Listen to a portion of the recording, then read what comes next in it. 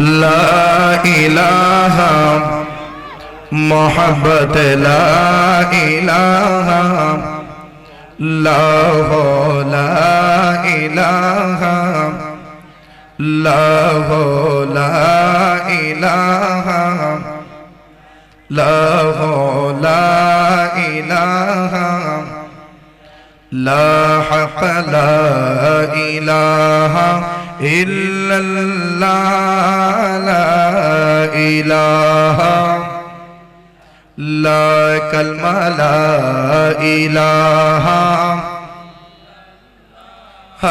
লা ইলাহা किसी ने पहुंचा के जन्नत की कोई कीमत है, किसी ने पहुंचा के जन्नत की कोई कीमत है, तो मुस्तफा ने कहा ला इलाहा ला ला इलाहा ला हक ला इलाहा इल्लल्लाह ला इलाहा ला इलाहा इल्लल्लाह मुहम्मदुर रसूलुल्लाह सल्लल्लाहु अलैहि वसल्लम। अल्लाह अल्लाह अल्लाह अल्लाह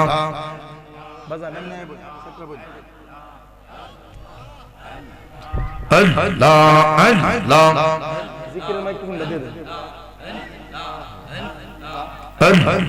अल्लाह अल्लाह अल्लाह अल्लाह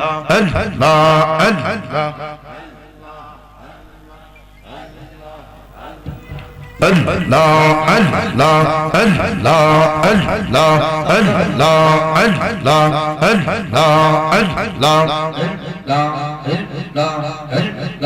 अल्लाह ला इलाहा इल्लल्लाह ला इलाहा इल्लल्लाह मुहम्मद रसूलुल्लाह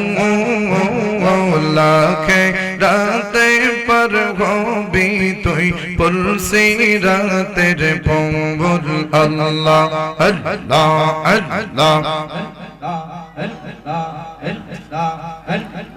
ला इलाहा इल्लल्लाह ला इलाहा इल्लल्लाह मुहम्मद रसूलुल्लाह के राते पर हो भी तुई पुलसीरत तेरे पंबुल अल्लाह দেন এটা দেন সাউন্ডটা কমায় রাখবেন একটু জিকিরে একটু কমান आँखें राते पर हो भी तुई पुलसीरत तेरे पंबुल अल्लाह अल्लाह चोलेर चाहते चिए कौन हो भी हीरार चाहते धागा হবে और সেই দিন তোমায় कहता रবে সেই দিন তোমায় कहता रবে তিনি মুহাম্মদ রাসূলুল্লাহ के রাতে पर হবে তুই পুলসিরাত तेरे पंबुल अल्लाह अल्लाह अल्लाह এটা ধানকেই কুদেন চোলের চাইতে চিয়ে কোন হবে হীরার চাইতে ধাগার হবে और সেই দিন তোমায় कहता रবে সেই দিন তোমায় কে বাঁচাবে তিনি মুহাম্মদ রাসূলুল্লাহ के রাতে पर হবে তুই পুলসিরাত तेरे पंबुल अल्लाह अल्लाह अल्लाह যেই দিন আল্লাহ কাজী হবে জর্রা জর্রা হে সব নিবে और সেই দিন তোমায় কে তোরাবে সেই দিন তোমায় কে বাঁচাবে তিনি মুহাম্মদ রাসূলুল্লাহ কে রাতে পার হবে তুই পুল সে রাতের পৌর আল্লাহ আল্লাহ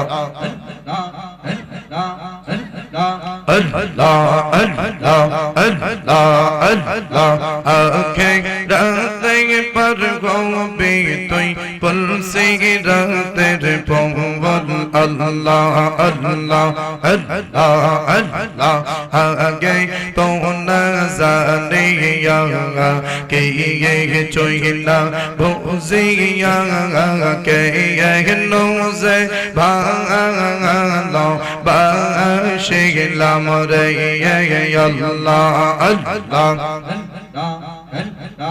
আগে তো না জানিয়া কে চইলা বুঝিয়া কে নোজে ভালো বাসিলাম রে আল্লাহ আল্লাহ ভালো বেশে খুদা আদম হাওয়া বানাইয়া ভালো বেশে খুদা আদম হাওয়া বানাইয়া বে হেসে তো বালা খানা সাজাইলো রে আমি কে নোজে ভালো বাসিলাম রে আল্লাহ আল্লাহ আদম আরোহা বেহেস তো ছাড়িয়া আদম আরোহা বেহেস তো ছাড়িয়া 340 বছর কাঁদিল রে আমি কে নোজে ভালো বাসিলাম রে আল্লাহ আল্লাহ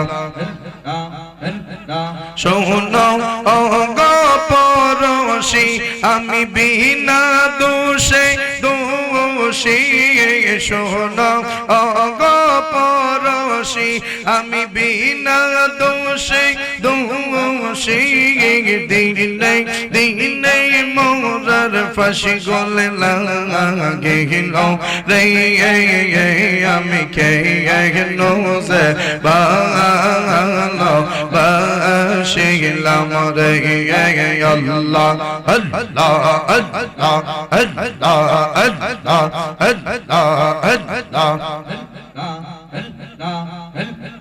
Allah Allah Allah Allah Allah Allah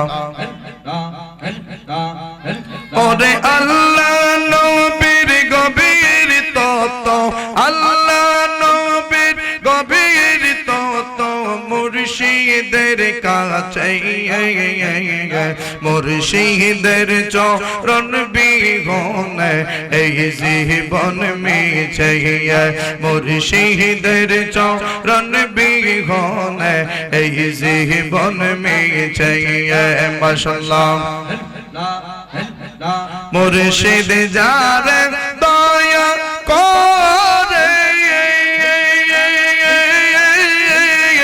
আউলিয়া বানাইতে পারে মুর্শিদ যারে দয়া করে আউলিয়া বানাইতে পারে এক পলকে নিতে পারে মদিনা শোভা মোরে মুর্শিদের চরণ বিহনে এই জীবন মিছে মারহাবা আল্লাহ আল্লাহ মেহরান সর চরণ বিহনে এই জীবন মিছে মাশাআল্লাহ আল্লাহ আল্লাহ আল্লাহ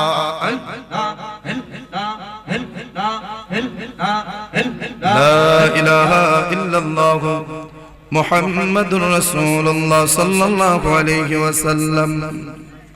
উপস্থিত শ্রীঘর হযরত খাদিজাতুল কুবরা রাদিয়াল্লাহু তাআলা মিরানিয়া সুন্নিয়া মহিলা হিফজ মডেল মাদ্রাসার উদ্যোগে তৃতীয় বার্ষিক সুন্নি মহাসম্মেলনের মোহতারাম সম্মানিত সভাপতি পীরে তরিকত রাহনুমায়ে শরীয়ত আওলাদে ওলি হযরত মাওলানা আনোয়ারুল আজিজ আল কাদরি সাহেব গাউসিয়া মিরানিয়া আজিজিয়া দরবার শরীফ দাঁত মন্ডল, আজকের মাহফিলের যিনি সম্মানিত সভারত্ন আওলাদ রাসূল পীরজাদা সৈয়দ আয়াজ আরিফিন চিশতি সাহেব ঐতিহ্যবাহী খানদুরা দরবার শরীফ, আজকের মাহফিলের যিনি প্রধান অতিথি সুললিত কণ্ঠের অধিকারী সারা বাংলার রণ সৃষ্টিকারী বক্তা হযরত মাওলানা সাদিরুল ইসলাম জিহাদি সাহেব রেজবিয়া দরবার শরীফ সরাইল ব্রাহ্মণবাড়িয়া, আজকের মাহফিলের বিশেষ অতিথি পীরে তরিকত রাহনুমায়ে শরীয়ত আপনাদের এই গ্রামের রত্ন হযরত মাওলানা কুতুবউদ্দিন শাহ সুন্নি আল কাদরি সাহেব, আজকের মাহফিলের যিনি প্রধান বক্তা হিসেবে আমার পূর্বে অত্যন্ত জ্ঞান গভীর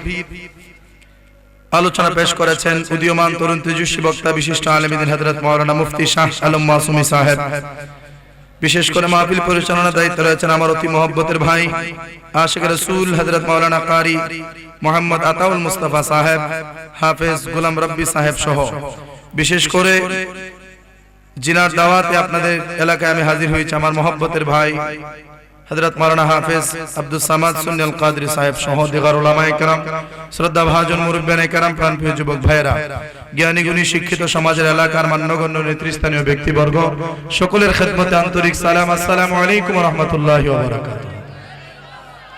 শুকরিয়াতান মোহাব্বতের আওয়াজে পড়ি আলহামদুলিল্লাহ। এখন তো নির্বাচনের সিজন, ঠিক না? গিয়া দেখেন একটা শাস্ত্রল নি খালি আছে, শাস্ত্র যদি বন্ধ করে দেয় ঘরের ভিতরেও চলে, ঘর যদি বউ দরজা বন্ধ করে দেয় রাস্তার মাঝেও চলে, কথা ঠিক না? নির্বাচনের প্রচারণা, নির্বাচনের প্রচারণায় তারা ব্যস্ত। ওই ব্যস্ততা থেকে মুক্ত করে আল্লাহ যে আমরা আসার তৌফিক দিবেন, শুকরিয়া আদায় করার দরকার আছে না নাই? মহব্বতে পড়ি আবার আলহামদুলিল্লাহ। সামনে নির্বাচন, কে জিতবে কে হারবে আমরা কেউ কি বলতে পারি? এমন অনেক সময় দেখা যায় নৌকা ডুববে না, যেটা ডুববার সম্ভাবনা নাই এটা ডুববে বই রইছে, আর যেটা বাইবার কোনো সুযোগই নাই এটা ডুববে দেব এক দিল ইডুই দেখা গেছে নদী পার হয়ে গেছে, কথা ঠিক না? সমুদ্রের কিনার থেকে 400 কিলোমিটার 500 কিলোমিটার ভিতরে গিয়া জেলেরা মাছ ধরে ছোট ছোট নৌকা দিয়া ডুবে না, আর টাইটানিকের মতো বড় জাহাজ বরফের সাথে ধাক্কা খায়া মাঝখানটা ভাঙ্গা 3.5 কিলোমিটার পানির নিচে। এতে কি বোঝা যায়? আল্লাহ বাঁচাইলে ছোট ডিঙ্গিরও বাঁচাইতে পারে, আর আল্লাহ না বাঁচাইলে বিশাল বড় জাহাজেও কাম হয় না, কথা ঠিক কিনা? নির্বাচন আল্লাহর হাতে ছেড়ে দেন, আর আপনার যাকে যোগ্য মনে হবে দীক্ষা শূন্য বুঝা তারে একটা ভোট দিয়ে বলবেন। কেউ কইবারও দরকার নাই কোনটা দিছ, কারণ আমি কইলে যুদ্ধের ইজ্জত পামু, আমি না কইলে উদ্দুর ইজ্জত পামু, কথা ঠিক না? বরং কয়া যদি দরবার লাগাই তাহলে এমন হইতে পারে মুরাও খাইতে পারি। এজন্য আমার ভোট আমি দেব, যাকে খুশি তাকে দেব, যোগ্য প্রার্থীকে বাছাই করে সংসদে পাঠাবো। বলেন ইনশাআল্লাহ, জোরে বলেন ইনশাআল্লাহ। যে যে দলই করেন, আওয়ামী লীগ করেন, আওয়ামী লীগ নাই, বিএনপি করেন, এনসিপি করেন, স্বতন্ত্র করেন, জামাত করেন, হেফাজত করেন, সরমুনাই করেন, যাই করেন, এটা সম্পূর্ণ আপনার ব্যক্তিগত ব্যাপার, কথা ঠিক কিনা? শুধুমাত্র বোঝানোর জন্য বলতেছি, আমরা যেন অল্প টাকায় ঈমানকে বিক্রি না করে দেই, কথা ঠিক কিনা? আমরার ঈমানের দাম কি এতই কম? কি কম? আমরার ঈমানের দাম কদ্দুর এটা জানবার দরকার আছে না নাই? বান্দাদেরকে দুই ভাগে বিভক্ত করেন। এক ভাগ বান্দার মধ্যে ঈমান আছে, নামাজ নাই, রোজা নাই, হজ নাই, যাকাত নাই, দান সদকা নাই, জিকির নাই, ইবাদত নাই, নাই নাই ওই বান্দার কাছে কিছুই নাই, কিন্তু আছে ঈমান। কি আছে? আবার আরেক প্রকার বান্দা তারা যাদের কাছে নামাজ আছে, রোজা আছে, হজ আছে, যাকাত আছে, তাসবিহ তাহলিল আছে, জিকির আজকার আছে, দান খয়রাত আছে, ইবাদত আছে, কিন্তু ঈমান নামক দৌলত নাই। বলেন তো দেখি কার দাম বেশি, ঈমানওয়ালার না আমলওয়ালার? জোরে কোন। ঈমানওয়ালার দাম আমার আল্লাহর দরবারে সবচেয়ে বেশি রে বাবা। আমল তো শয়তানেও করেছিল, শয়তানে সেই আমল করে জাহান্নামের মধ্যে পতিত হয়েছে। আমরা যেন শয়তানের মতো ইবাদত না করি। কথা ঠিক কি না? ঈমান নামক দৌলত হচ্ছে সবচাইতে দামি জিনিস। ঈমান আনার পরে নামাজ পড়া লাগবে না এই কথা যে মৌলবী কইব সে ভ্রান্ত, সে ফাসিক। ঠিক কি না? ঈমান আনার পরে অবশ্যই আপনাকে নামাজ পড়তে হবে, রোজা রাখতে হবে, হজ করতে হবে, যাকাত দেওয়া লাগবে, জিকির আজকার করতে হবে, দান সাদকা দিতে হবে। ঈমান আনার পরে যদি আমল হয়, ওই আমলের মর্তবা আল্লাহর কাছে সবচেয়ে বেশি। আর যদি নামাজ আছে, রোজা আছে, তাসবিহ তাহলিল আছে, সব আছে, কিন্তু ঈমান নামক দৌলত আপনার কাছে নাই, আল্লাহরে ভালো কইরা মানেন না, নবীরে আমরার মতই বলেন, নবী গায়েব জানে না, নবী মরা নবী, নবী হায়াতুন নবী না, নবী উম্মতের খবর রাখতে পারে না। আব্দুল্লাহর বেটা মুহাম্মদ আমাদের মতই একজন মানুষ, বিয়া করছে, শাদী করছে, বাজারে গেছে, জিফুত হইছে, নাউজুবিল্লাহ কর। এরকম আকীদা নবীর ব্যাপারে পোষণ কইরা যত ইবাদত করেন, খোদার কসম একটা সেজদাও আমার মাবুদের দরবারে পৌঁছবে না। ঈমান এমন দামি জিনিস, ঈমান যার কাছে আছে ছোট্ট একটা আমলের মূল্য আছে, ঈমান যার কাছে নাই বড় বড় আমলেরও কোনো মূল্য নাই। আর আমরার ঈমানের দাম তো বেশি না রে বাবা, আমরার ঈমানের দাম হইল এক প্যাকেট বিড়ি। না বুঝছেন না কথা? আমরার কাছে ঈমানের মূল্য এক প্যাকেট বিড়ির সমান, এক প্যাকেট স্টার ফিল্টার সিগারেটের সমান। এক প্যাকেট বিড়ি যদি কোন নেতায় ধরায়া দেয়, আরে পুরা আমনের সারাতি মুখারে কইছা আমনে আমার জানটা বাঁচাইছে। কথা ঠিক না? আচ্ছা কোন ঈমানের দাম কি বিড়ির সমান? মনে রাখবেন, ভোট আপনি দিলেন, যদি একটা বিড়ির কারণে কোন এমন মানুষকে ভোট দেন যার দ্বারা উপজেলার উপরে নির্যাতন হবে, তাহলে আল্লাহর দরবারে জবাবদিহিতা করতে হবে। কথা ঠিক না? তবে এই নির্বাচন উপলক্ষে আমনে আমার কোনো লাভই হইতাছে না, কিন্তু যারা লাভ হইবার হইতেই আছে। কেমনে হইতাছে দেখেন, ধরেন আমার এই ভাইয়ের বয়সে যেহেতু ভাই আর আমার এই বাজান আর আমি তিনজন হলাম ক্যান্ডিডেট, মানে নির্বাচনের প্রার্থী। রাগ করেন না, আবার বুঝাবে লেগে কইতেছি, আবার আপনারা এটা সিটটা দেন গিয়া। এখন আমার মুরব্বি চাচা প্রথমে গেছে আমরার অপারেটরের দ্বারে গিয়ে কইতেছে ভোটটা কারে দিবা? কয় এখনো সিদ্ধান্ত নেই নাই। তাইলে আর সিদ্ধান্ত নেওয়ার দরকার নাই, নিশ্চিত হয়া ভোটটা আল্লাহর রাস্তে আমারে দিয়া দিও। উনি কইল এই কথা, কইতেছে খালি হাতে তো আর কোনো কিছুই হয় না, কিছু দেন। কয়টা নেওতে 1000 নাও, 1000 লয়া কো ভোটটা আমনের সারা জগতের আর কেউরে দিতাম না। শেষ। কিছুক্ষণ পরে ভাই গেল, ভাই গিয়া কইতেছে ভোটটা কই দিবা সিদ্ধান্ত নিছো? কো না ভাবতাছি। আর একটু আগে কইছি বড় রই দিব, কো ভাবতাছি। কত ভোটটা আমারে দিলাই? কো না হইতো না। কত নে 500 টাকা রাখো। আরে 500 এর কথা কইন মিয়া, আরেকজনে 1000 দিয়ে গেছে, বাড়াইনি একটু, কত 2000 দেন, এরপরে তুমি তোমার পরিবারের ভোটটা দিও। আচ্ছা ঠিক আছে। কিছুক্ষণ পরে আমি গেলাম, আমি গিয়া কইলাম ভোটটা আমারে দেন। কো না না, একজনে 1 দিছে আর একজনে 2 দিছে, আর উরফে যদি পারেন কোন 500 1000 2000 টাকার বিনিময়ে ভোটটাকে আপনি বিক্রি করে দিচ্ছেন। ভোট বিক্রি করছেন না, মূলত আপনার ঈমানটাকে বিক্রি করে দিচ্ছেন। কথা ঠিক না? যদি টাকা প্রার্থী আপনাকে দিতে চায়, আপনি বলবেন ভাই ভোট টাকার বিনিময়ে নয়, ভালোবাসার বিনিময়ে হবে। কথা ঠিক না? ভাই তুমি আমার পছন্দের প্রার্থী, তোমাকেই ভোট দিব, টাকা লাগবে না। আর পছন্দের প্রার্থী যদি না হয়, ভাই ঠিক আছে ভোট চাইছো, আমি ভোট দিতে পারি আর না পারি, তোমার জন্য আমি দোয়া করব। কথা ঠিক না? আর ফিতনা আছে সমাজে, কিন্তু আমরা সমাজে এগুলাই চলতেছে। ওরে আমার মুসলমান বাবারা, ঈমান নামক দৌলতের কথা কত দাম, কত ইজ্জত, কত ফজিলত শুনেন বাবা।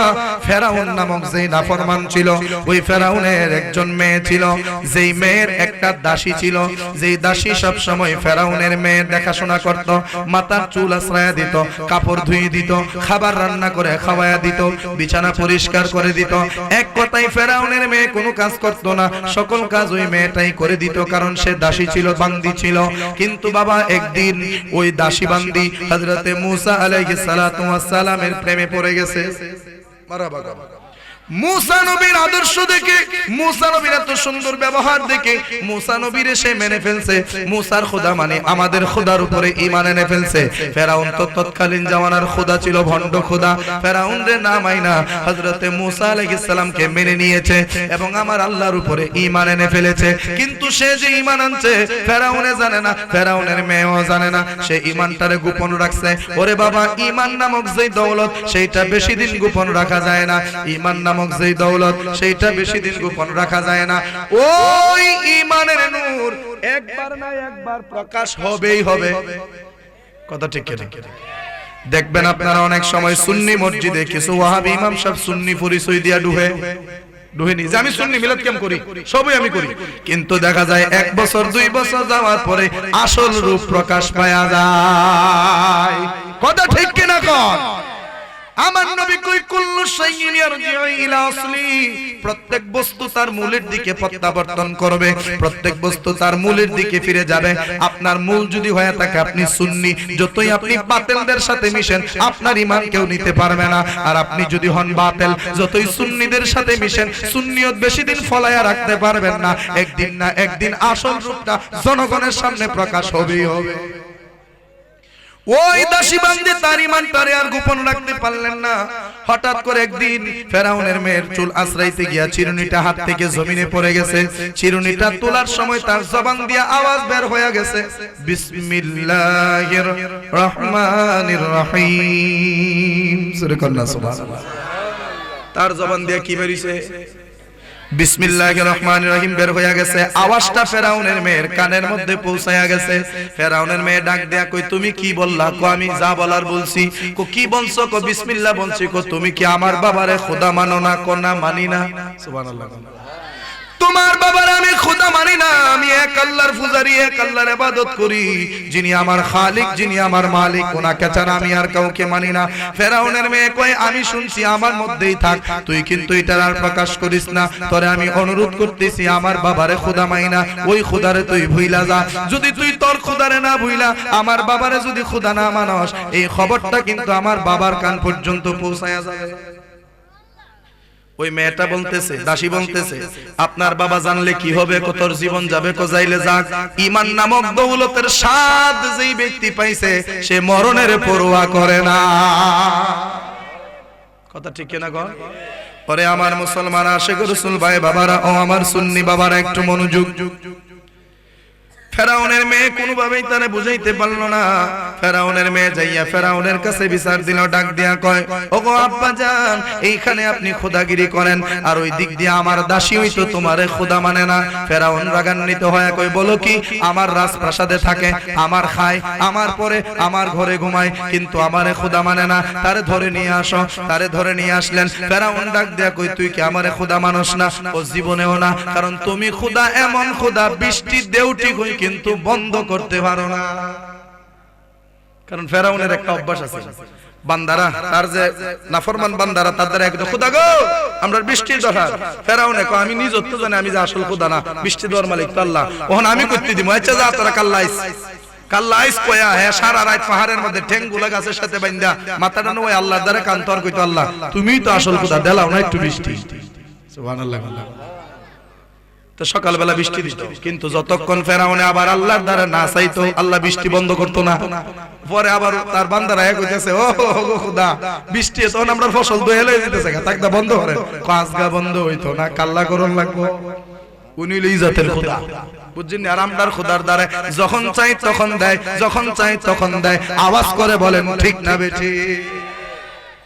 ওরে আমার মুসলমান বাবারা, ফেরাউনের সামনে দাসী সাহস করে বলতেছে তোমারে খোদা মানি না, অতএব আমি মানি না, আমাকে মারো কাটো যাই করো না কেন, তোমাকে আমি খোদা মানতে পারবো না। তখন ফেরাউন ডাক দেয়া কই, তোরে মারলে তোর জানের তো কোনো মায়া নাই, কিন্তু তোর তো 3টা সন্তান আছে, তোর ওই সন্তানগুলোকে আমি মেরে ফেলবো। ও মেরে ফেললো, আমার আল্লাহ আমাকে সন্তান দিয়েছে, আল্লাহর জন্য সন্তান চলে যাবে, আমার কোনো আপত্তি নাই। ও তোমার তো 3টা মেয়ে আছে, একটা মেয়ে হলো 9 বছর বয়সী মোটামুটি, আর একটা মেয়ে 5 বছর বা 6 বছর বয়সী, আর একটা সন্তান ছিল ওই মহিলার কুলের মধ্যে যে সন্তানটা দুধ পান করে, এই রকম দুধের একটা সন্তান। ওই ফেরাউনের মেয়ের দাসী ফেরাউনে ডাক দেয়া কই, তুই যদি আমারে খোদা না মানস তাহলে কিন্তু তোর সন্তানগুলারে ধ্বংস করে দেব, যা খুশি তা করো, আমি তোমার উপরে ঈমান আনতে পারবো না। কারণ ঈমান নামক দৌলত, ঈমান হচ্ছে আমার আত্মার সাথে সম্পৃক্ত, ঈমান আমার বিশ্বাসের সাথে সম্পৃক্ত, ঈমান আমার আখিরাতের সাথে সম্পৃক্ত। আল্লাহর উপরে ঈমান এনেছি, কোনো কিছুর বিনিময়ে ঈমান দেওয়া সম্ভব না। তখন ফেরাউনের মেয়ের ওই দাসী ঈমান আনার জন্য রাজি হলো না। ফেরাউনে কই, তারে যদি ঘরের ভিতরে মাইরা ফেলি কেউ তো দেখবে না, কিন্তু না না না, তারে ঘরের ভিতরে মারবো না, তো কোথায় মারবো, এলাকার মধ্যে মাইকিং করে দাও, যত মানুষ হবে তত ভালো হবে, সমস্ত মানুষগুলারে ডাক দাও, একটা বড় কড়াই বসাও, ওই কড়াইয়ের মধ্যে তেল গরম করতে থাকো, একদম তেল যখন টকবক করবে তখন আমাকে খবর দিবা। ফেরাউন যখন ঘোষণা দিল, হাজার হাজার মানুষ আইসা ওই কড়াইয়ের চতুর্দিক দিয়ে দাঁড়ায়া গেল দেখার জন্য। ঘোষণা করে দিছে যে ফেরাউন রে খোদা না মানলে এই রকম পরিণতি হবে, যদি দেখতে চাও তাহলে ফেরাউনের দরবারে চলে আসো। সমস্ত মানুষ হাজির হইয়া গেল। তখন ফেরাউন তার দলবল লইয়া ওইখানে হাজির হলেন, মহিলাটাকেও বেঁধে নিয়ে গেলেন, তার 3টা সন্তানকেও নিয়ে গেলেন।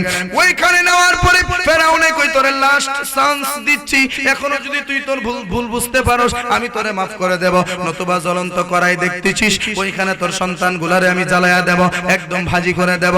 ওই মহিলা ডাক দিয়া কয়, আমার তো কোনো মায়া নাই, আমার তো কোনো দয়া নাই, যেই জানের মালিক আল্লাহ, যেই প্রাণের মালিক আল্লাহ, যে সন্তানের মালিক আল্লাহ, সবগুলো আল্লাহকে দিয়ে দিয়েছি, অতএব কোনো ভয়ে কাজ হবে না। তখন ফেরাউনে কয়, ধর তার বড় মেয়েটারে ধর, বড় মেয়েটারে ধরে আগুনের মধ্যে তুই ফেলে দে, কড়াইয়ের মধ্যে ছেড়ে দে। অনেকগুলা মানুষ বড় মেয়েটারে ধইরা কড়াইয়ের কাছে নিয়ে কয়, এখনো তুই আমার উপরে ঈমান আনস, এখনো তোর মেয়েটা বেঁচে যাবে, আর যদি না আনস তাইলে তুইও বাঁচবি না, তোর মেয়েও বাঁচবে না, যা খুশি করো, আমার কোনো আপত্তি নাই, কথা যেটা বলছি সেইটা। ওই মেয়েটারে আগুনের মধ্যে ফেলে দিল, মায়ের চোখের সামনে বড় মেয়েটা একদম ভাজি হয়ে গেল। নাউযুবিল্লাহ। বড় মেয়েটা দুনিয়া থেকে বিদায় হইয়া গেছে রে। তারপরে মেজু মেয়েটারে যখন ধরলো, মেজু মেয়েটারে নিয়ে তেলের ভিতরে ফালাইয়া দিছে। তারপরে মায়ের কুলে যে দুধের সন্তানটা ছিল, ওই দুধের সন্তানটারে টান মাইরা নিয়ে গেছে। 2টা সন্তান মারা গেছে, মায়ের মনের মধ্যে তেমন একটা কষ্ট লাগে নাই, কিন্তু বাবা দুধের শিশু যখন মায়ের কুল থেকে কেউ কায়রা নেয়, সেইটা কোনো মা কোনোদিন সহ্য করতে পারে না, ঠিক কিনা কোন? দুধের শিশুটারে যখন টান দিয়ে নেওয়া গেল, ফেরাউন বলতেছে, তোর দুধের শিশুটারে এখন তৈলের মধ্যে ফেলে দেব। ওই মহিলা বলতেছে, অন্যায় করলে আমি করছি, আমার 2টা মেয়ে অন্যায় করে নাই, কিন্তু জ্বালায়া দিছস, আমার দুধের শিশুটার তো কোনো অন্যায় নাই, তারে একটু বাঁচবার সুযোগ দে, তারে মারিস না। ফেরাউনে কই, কোনোভাবে কাজ হবে না। ওই বাচ্চাটারেও নিয়ে চুলার মধ্যে ছেড়ে দিয়েছে, কড়াইয়ের মধ্যে ছেড়ে দিয়েছে, দুধের বাচ্চাটাও বিদায় হয়ে গেছে। শেষমেশ মহিলার হাত পা বেঁধে মহিলারে টানতে টানতে ওই কড়াইয়ের দিকে নিয়ে যাচ্ছে। ওই মহিলা ডাক দিয়ে কয়, ওরে ফেরাউন, তুই যত কিছুই করস আমার ঈমান থেকে আমার এক বানর হাতে পারবি না, যত কিছুই করস আমার ঈমান তোর কাছে বিক্রি করব না। ফেরাউনে ডাক দিয়া কই, 3টা মেয়ে বিদায় হইছে, এখনো কি তোর জানের মায়া নাই? মহিলাটা ডাক দিয়া কয়, 3টা মেয়ের জন্য আমার মায়া লাগলো না, আমার জানের প্রতি আর আমার কি মায়া আছে? ওরে ফেরাউন, শুইনা নে, আমার মেয়েগুলি তো মূলত মারা যায় নাই, আমার মেয়েরা চুলায় পড়ার আগে, তেলের মধ্যে পড়ার আগে আমারে কি বইলা গেছে জানোস নি? যেই কথাটা আমার মেয়েগুলি আমারে বইলা গেছে, সেইটা তোরা কেউ শুনোস নাই, কিন্তু আমি সেইটা শুনেছি, আমি সেইটা বুঝেছি। আমার মেয়েগুলি আমারে বলতেছে, আম্মা গো, ও আম্মা, আমরারে আগুনের মধ্যে ফালাইয়া দিতেছে, এতে আমরার বিন্দু মাত্র আপত্তি নাই গো আম্মা। ও আম্মা, তোমার আমরা জানায়া দেই, তুমি যেই ঈমানের উপরে আছো, তুমি যেই দ্বীনের উপরে আছো, সেইটাই সত্য ধর্ম, সেইটাই সত্য দ্বীন, কোনো কিছুর বিনিময়ে ফেরাউনের কাছে ঈমান বিক্রি কইরো না। তোমরা সবাই দেখতেছো আমরা রে জ্বলন্ত তেলের ভিতরে পালাইতেছে, কিন্তু না গো আম্মা না, মূলত আমরা রে আগুনের মধ্যে কড়াইয়ের মধ্যে পালাচ্ছে না, আমরা দেখতেছি আমাদেরকে জান্নাতের ভিতরে ঢুকায়া দিতেছে। আমরা দেখি আমরা জান্নাতের ভিতরে ঢুকায়া দিতেছে গো আম্মা। অতএব ভয় পাওয়ার কোনো কারণ নাই, তুমি নিশ্চিন্ত মনে চলে আসো আমাদের কাছে। মহিলাটার আগুনের মধ্যে ফেলে দিল, কড়াইয়ের মধ্যে ফেলে দিল। এই মা মেয়ে এই চারজন দুনিয়া থেকে বিদায় হইয়া গেল। কিন্তু বাবা বলেন তো দেখি, এত অত্যাচার এত নির্যাতন সহ্য করেছে, এত অত্যাচার এত নির্যাতন হওয়ার পরেও কি ঈমান ফেরাউনের কাছে বিক্রি করছে? করে নাই। ওই মহিলা এত নির্যাতন সহ্য করলো, তিনটা সন্তান রে হারাইলো, নিজের জীবনটাও হারাইলো, এরপরেও ঈমান নামক দৌলত বিক্রি করলো না। আপনি আমি কেমন ঈমানদার হইছি রে বাবা, বিড়ির জন্য, সিগারেটের জন্য, টাকার জন্য আমরা ঈমানটা বিক্রি করে দিচ্ছি।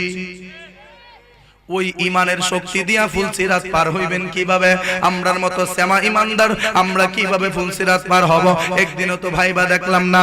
ওরে আমার মুসলমান বাবারা, ঈমান কি জিনিস যদি বুঝাইতে চান তাহলে ঘরের মহিলাদেরকে আগে ঈমান শিক্ষা দিতে হবে, ঘরের মহিলাদেরকে আগে দ্বীন ধর্ম শিক্ষা দেওয়া লাগবে। কারণ ঘরের ভেতরের মহিলাটা যদি সুন্নি হয়, ওই ঘরের সবাই সুন্নিতে পরিণত হয়। কথা ঠিক কিনা? আর গরেল্লা যদি ডব্লিউ মার্কা হয়, জামাই যত কঠিন সুন্নি হোক, বউয়ের দ্বারে গেলে বিলাই। কথা ঠিক কিনা? কত সুন্নি হুজুররা দেখছি কৌমির এক ছাত্রীরে বিয়া কইরা শেষ পর্যন্ত সে নিজেও কৌমি হয়ে গেছে। ওইখানে কেউই বাহাদুরি চলে না, হিসাব মুসাব নাই, হুজুর মুজুর নাই, সব এক জাত। এই জন্য আমরা টার্গেট, সুন্নিদের এই টার্গেট নেওয়া লাগবে, মহিলা মাদ্রাসা প্রতিষ্ঠা করা। কথা ঠিক কিনা? আমাদের মাওলানা কারি আব্দুস সামাদ শাহ সুন্নি আল কাদরি ভাই এখানে একটা মহিলা মাদ্রাসা করেছেন, প্রায় 70 লক্ষ টাকা ব্যয় হয়েছে। যা শুনলাম এত টাকা ব্যয় করে তো ওনার মাদ্রাসার দরকার ছিল না, উনি এইগুলা ব্যবসার কাজে লাগাইলে অনেক লাভবান হইতে পারত। কিন্তু উনি ওই টাকাগুলা দ্বীনের স্বার্থে খরচ করেছেন কেন? কারণ উনি চায় ঘরে ঘরে যেন সুন্নিয়ত প্রতিষ্ঠা করা যায়। ঠিক কিনা? ঘরে ঘরে যেন সুন্নিয়ত প্রতিষ্ঠা করা যায়। আশ্চর্য লাগে কখন জানেননি? মা সুন্নি, বাবা সুন্নি, ভাই সুন্নি, বোন সুন্নি, পরিবারের সবাই সুন্নি, মাসকান দিয়া সুডু বইন্ডারে ওই মাদ্রাসায় ভর্তি করাইছে, বাতেলের মাদ্রাসায় ভর্তি করাইছে। 2 বছর পড়ছে, 2 বছর ফইরা ঘরের ভিতরায়া বাপের রূপে কথা কয়, মার রূপে কথা কয়, বোনের রূপে কথা কয়, ভাইয়ের রূপে কথা কয়। আমার চেয়ে বেশি বুঝো তোমরা যে মিলাদ কিয়াম করে, এটা কোন কিতাব আছে? আমরা রুজুরে পড়াইছি, কিতাব কুস্তা নাই, তো সব বেদাত। কথা ঠিক কিনা? শেষে বাপে আর মায়ে আমার জি মাদ্রাসাত পড়ে তো অবশ্যই আমরা তে বেশি জানে। আমার জি কেন না জানে কইছে, তার মানে মিলাদ কেম বেদাত হই, সাইরা দিয়েছে মিলাদ কেম। কথা ঠিক কিনা কোন? এইভাবে চলতেছে। কিন্তু আপনার মেয়েকে, আপনার সন্তানকে, আপনার বোনকে, আপনার নাতিনকে, আপনার নিজের ভাতিজিকে আপনি সুন্নি মাদ্রাসায় ভর্তি করান, সে যেমন আলেমা হবে, হাফেজা হবে, কারিয়া হবে, তেমনি একজন শক্তপোক্ত সুন্নি মেয়ে হিসেবে ঘরে উঠবে। কথা ঠিক কিনা কোন? এখানে 24 ঘন্টা কোরআন তেলাওয়াত চলে। মারহাবা। কোরআন তেলাওয়াতের মর্তবা তো আর আমরা বুঝলাম না। যেই কোরআন, এই কোরআনের অসংখ্য মুজিজা আছে। এই কোরআনের ব্যাপারে দেখেন, এই কোরআনের পরিচয়টা আপনাদের সামনে একটু তুলে ধরি। কোন কোরআন আপনার মেয়ে এখানে এসে পড়াশোনা করবে, কোন কোরআনের জ্ঞান তারা অর্জন করবে? ওরে আমার মুসলমান বাবারা, আমার পূর্বের বক্তা মাওলানা মুফতি শাহ আলম মাসুমি হুজুর মাদ্রাসার বিষয়ে সুন্দর কথা বলে গিয়েছেন। আমি একটু কোরআন সম্পর্কে আপনাদেরকে একটু আইডিয়া দিচ্ছি বাবা, একটু মনোযোগ দিবেন। এই যে কোরআন আমাদের ঘরের মধ্যে সংরক্ষিত আছে, দেখি আপনারা বলেন তো, আপনাদের মধ্যে এরকম কোন সাহসী মানুষ আছেননি গত রমজানে কোরআন তেলাওয়াত কইরা যে গিলাফ দিয়া ফেসায়া তক্তার উপরে থইছিলেন, আজ পর্যন্ত খুলছেন, এরকম কয়জন আছেন? গত রমজান মাসে কোরআন তেলাওয়াত করছিলেন, খতম দিয়া যে তৈছিলেন, 1 বছর পর্যন্ত কোরআনের গায়ে হাতও দেন নাই। ওই কোরআনের উপরে ধুলাবালি পইরা একদম অবস্থা খারাপ হয়ে গেছে। কোরআন ওইখান থেকে বলতেছে, বাবারে ও আল্লাহর বান্দারা শোনো, আমি তো এখানে থাকার জিনিস না, আমি তো তোমরার মুখে মুখে থাকার জিনিস। কথা ঠিক কিনা? আমি তোমরার মুখে মুখে থাকতাম, আমারে বেশি বেশি ভরতা, কিন্তু আমারে থয়া দিলা। ও কোরআন, তুমি তো ছোট্ট একটা কিতাব, তোমার কি এমন পাওয়ার, তোমার পরিচয় কি, তোমার বাড়ি কোথায়, তুমি কোথায় থেকে আসছো, কার কাছে আসছো, কার জন্য আসছো, কিসের উদ্দেশ্যে আসছো, একটু বইলা দাও না। তখন কোরআন রে যদি আমরা প্রশ্ন করি, কোরআন, ও কোরআন, ও কোরআন, মা ইসমুকা, তোমার নাম কি, ও কোরআন তোমার নাম কি, তখন কোরআন কোরআনের ভাষায় জবাব দেয়, বাল হুয়া কুরআনুম মাজিদুন ফি লাওহিম মাহফুজ। কোরআন নিজের মুখে জবাব দেয়, আমার বাড়ি হচ্ছে লৌহে মাহফুজ। সুবহানাল্লাহ। কোরআন তোমার নাম কি, কোরআন কয় আমার নাম হলো কোরআন মাজিদ। সুবহানাল্লাহ। আমার নাম কোরআন মাজিদ, আমার নাম কোরআনুল কারীম, আমার নাম কোরআনুল হাকিম, আমার নাম কোরআন শরীফ। এই রকম যত নাম আছে সবগুলো আমি কোরআনের নাম। মারহাবা কোন। এরপরে দ্বিতীয় নম্বরে কোরআনকে যদি জিজ্ঞাসা, কোরআন তুমি দুনিয়াতে আসার আগে তুমি কোথায় ছিলা, তোমার আদি বাড়ি, তোমার আদি ঠিকানা কোথায় একটু বলো। তখন কোরআন ডাক দেয়া কয়, ফি লাওহিম মাহফুজ। তখন কোরআন ডাক দেয়া কয়, আমি ছিলাম লৌহে মাহফুজে, তারপরে এসেছি আমি তোমাদের কাছে। জোরে কন্যা সুবহানাল্লাহ। তিন নাম্বার যদি কোরআনকে প্রশ্ন করি, কোরআন, ও কোরআন তুমি কার পক্ষ থেকে এসেছো, কে তোমাকে পাঠিয়েছে, তখন কোরআন জবাব দেয়, তানজিলুম মির রাব্বিল আলামিন।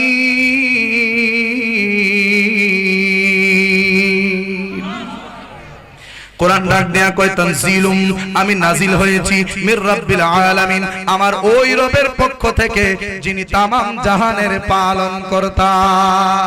আমি আমার মনিবের পক্ষ থেকে দুনিয়াতে এসেছি, মনিব আমাকে পাঠিয়েছেন।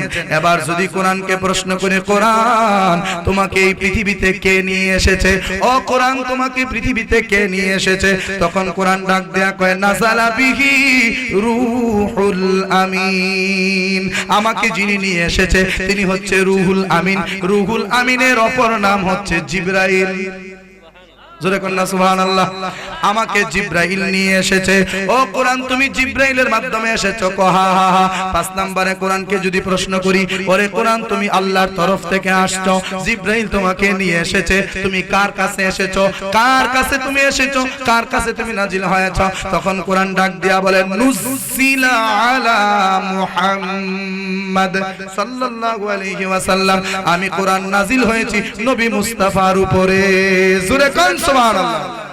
6 নাম্বার কোরআনকে যদি প্রশ্ন করি, কোরআন তুমি যে দুনিয়াতে এসেছো আল্লাহর তরফ থেকে, জিবরাইল যে তোমাকে নিয়ে এসেছে, ও কোরআন তুমি কি জানুয়ারিতে নাজিল হয়েছো, নাকি ফেব্রুয়ারিতে, নাকি তুমি বৈশাখ মাসে, নাকি জ্যৈষ্ঠ মাসে, নাকি মুহররম মাসে, নাকি সফর মাসে? কোরআন ডাক দেয়া কয়, শাহরু রমাদানাল্লাযী উনজিলা ফীহিল কুরআন।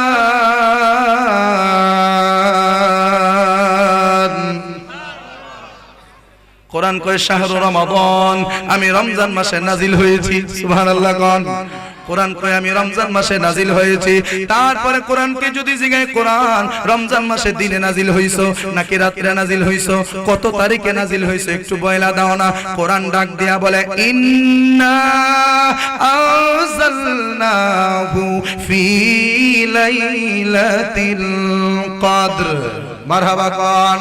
কোরআন ডাক দেয়া কয়, নিশ্চয় আমি নাজিল হয়েছি। আল্লাহ কয় আমি নাজিল করেছি এই কোরআনকে কোন দিন জানোনি? ফি লাইলাতিল কদর, কদরের রাতে, 27 রাতে, রমজানের 26 দিবাগত 27 রাতে আমি কোরআনকে জগতে নাজিল করেছি। কোরআন কয় আমি কদরের রাতে দুনিয়াতে এসেছি। মারহাবা কোন। এরপরে যদি কোরআনকে জিগাই, কোরআন বুঝলাম তোমার নাম কোরআন মাজিদ, তোমার নাম কোরআনুল কারীম, তুমি ছিলে আল্লাহর কাছে লৌহে মাহফুজে সংরক্ষিত, আমার আল্লাহ তোমাকে পাঠাইছে রুহুল আমিনের মাধ্যমে, এসেছো তুমি নবীর কাছে, এসেছো রমজান মাসে, এসেছো 27 তারিখ। এবার বলো তো দেখি কোরআন তুমি এসেছো কেন, তুমি আসলা কেন দুনিয়াতে? কোরআন তখন ডাক দেয়া কয়, হুদাল লিল মুত্তাকিন।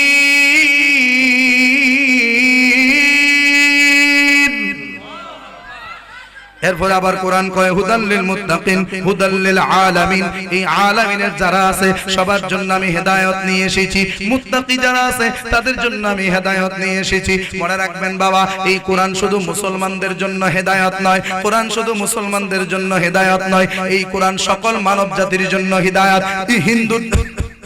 হিন্দুর জন্য হেদায়েত, খ্রিস্টানের জন্য হেদায়েত, বৌদ্ধর জন্য হেদায়েত, মুসলমানের জন্য হেদায়েত, সকল ধর্মের সকল বর্ণের সকল মানুষের জন্য কোরআন হেদায়েত নিয়ে এসেছে।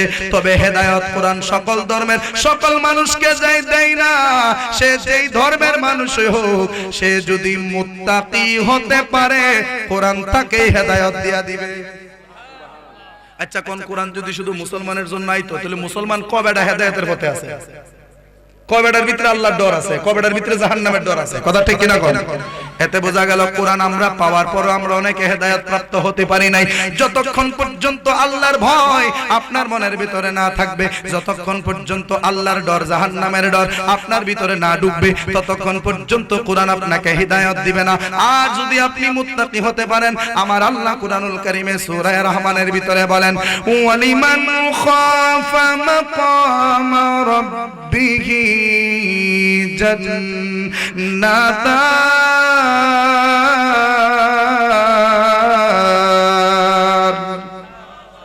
আল্লাহ কয় যারা আমি আল্লাহরে ডরাই তাদেরকে কোরআন হেদায়েত দিয়েছে। ওই মুত্তাকি বান্দা যারা, ওই মুত্তাকি বান্দার জন্য একটা জান্নাত নয়, একটা জান্নাত নয়, জান্নাতান।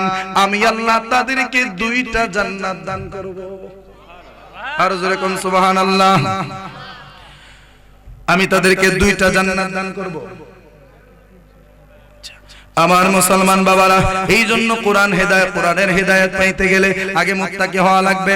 আবার যদি কোরআনকে শেষ একটা প্রশ্ন করি, কোরআন তোমার ক্ষমতা কতদূর বলো, তোমার পাওয়ার কতটুকু বলো, তখন কোরআন ডাক দিয়া কয় লাউ আনজালনা হাযাল কুরআনা আলা জাবালিন লারাইতাহু খাশিআ।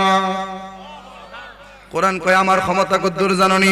এই কোরআন যদি পাহাড়ের উপরে নাজিল করত তাহলে পাহাড়টা ধ্বংস হয়ে যাইত। কোরআন যদি ওই যে কি সমুদ্রের উপরে নাজিল করত, সমুদ্রের পানি শুকায়া যাইত। আমি কোরআনকে যদি পাহাড়ের উপরে নাজিল করা হতো, পাহাড় ফেটে যাইত, পাহাড় ধ্বংস হয়ে যাইত। আমি কোরআনের এত পাওয়ার। কিন্তু বাবা, সবচাইতে আশ্চর্যকর বিষয় হলো, কোরআনের সবচাইতে বড় মুজিজা হলো, যেই কোরআন পাহাড়ে সহ্য করতে পারত না, যেই কোরআন সমুদ্রে সহ্য করতে পারত না, যেই কোরআন আল্লাহর সৃষ্টি কেউ সহ্য করার ক্ষমতা রাখে না, সেই কোরআন ছিল আমার নবীর সিনায়। আর আমার নবীর সিনায় কোরআন থাকার কারণে কোরআনের সেই তাজাল্লি আমার নবী হজম করেছেন, আমার নবী সহ্য করে বান্দাদের জন্য, উম্মতের জন্য সহজ করে দিয়েছেন। এই জন্য দেখা যায় 6 বছরের 7 বছরের বাচ্চার সিনার ভিতরেও 30 পারা কোরআন ঢুকতে পারে। আর জোরে কোন সুবহানাল্লাহ। আর রহমান,